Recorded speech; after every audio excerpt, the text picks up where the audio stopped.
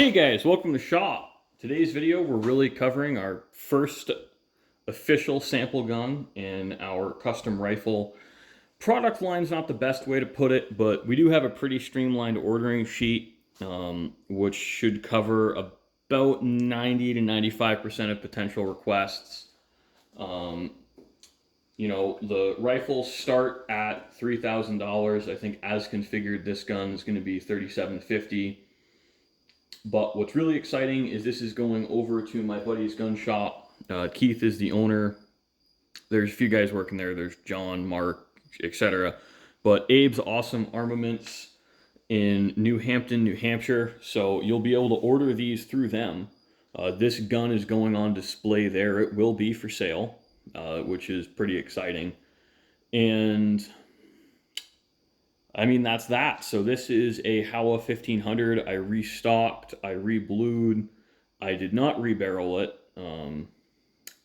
but there's no real reason to. The Howa barrels are pretty good. Unless you want a caliber the gun isn't in, I don't strictly tell people they need to rebarrel guns. In wood stocks, you're kind of accuracy limited. With higher end hunting ammo, you're kind of limited to about 3/4 of an inch to 1 inch 5-shot groups at 100 yards. That's pretty good. I mean, a lot of the times they'll do better, especially with match ammo, but it is a wood stocked gun. There are limitations to how repeatable you can be. But this particular gun, we do have some selectable options, which is a woven presentation pad. We have full wrap checkering on the forend. We've got inletted sling swivels and a threaded barrel. But other than that, it's a relatively bare bones rifle. This is the most basic grade of wood I want to put on these guns that's only available through Abe's Awesome Armaments. Everything you purchase directly is going to be the next step up in quality. This particular gun is Claro Walnut. It does have a rubbed down polyurethane finish or alkyd varnish or whatever you want to call it, which I've chosen because this is going to be a floor model gun. We want something more durable. It's going to get banged around a fair bit. And it's also, this is kind of an opinion trade-off, but what is the best finish? Now, we have a lot of these really thin wiping varnish oils, Danish oil, etc. You have true wipe-on varnishes, and then you have hand-rubbed. I use tongue oil, not linseed oil. I don't really recommend, if you're going to go hunting and get your gun wet, I would recommend against a tongue oil or linseed oil finish. And I would steer you towards a wipe-on polyurethane or a Danish oil. Now, I can get the look very, very close with a wipe-on polyurethane or Danish oil to a hand-rubbed tongue oil or linseed oil finish, but I can't match it perfectly.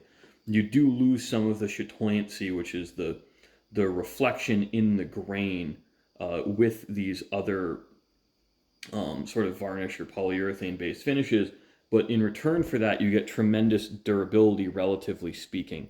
From a pragmatic perspective, that's just what I recommend. Is it the only option? No. There's a lot of other things. Those are just the three I use here. And I stick with a relatively limited type of wood finishing just because every single type of wood finish is its own process. And I'm so busy. I've got so many processes to keep track of. I want to just offer a little bit more limited selection, but do what in that selection do really well. So we're going to flip the gun around, show you the other side.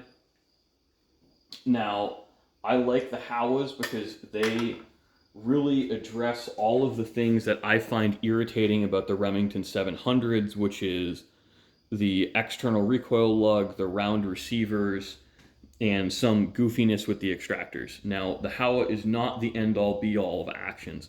They're just in that price range in today's market, they're what I believe to be the best buy. Barreled actions effectively can be had for about $500 to $600, which is very inexpensive. And that's a huge savings and starting point versus trying to track down, an $800 to a $1,200 action. And I really do believe the Howas are going to compare favorably to some of the more expensive actions. Now, excuse me while I rub this. I'm just a little particular on this. I mean, they have very good triggers out of the box. They're smooth.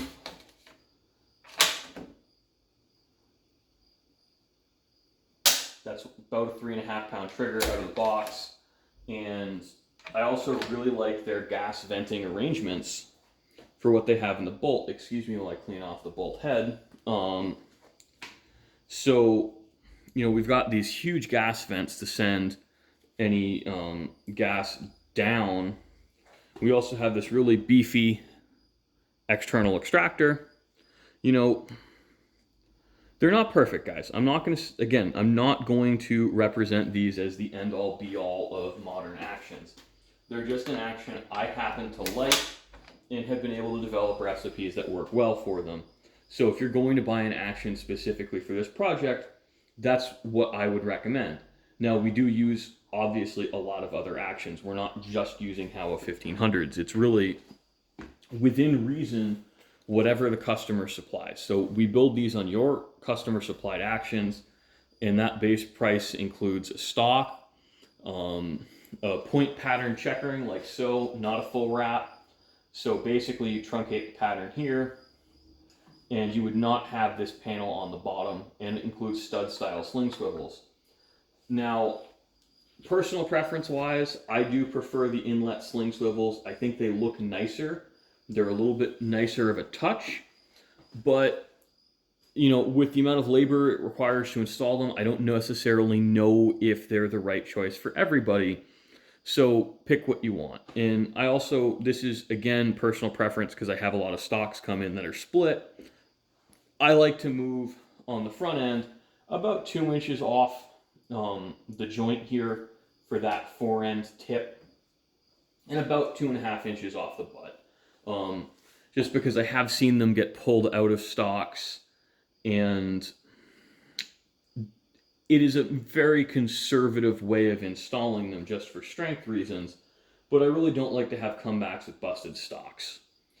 And again, personal preference, guys. Like, if you have super long arms and you're going to grip the gun with your hand here, we can also get longer forearms. We can do a Mannlicher style stock, and we can move that sling swivel wherever need be.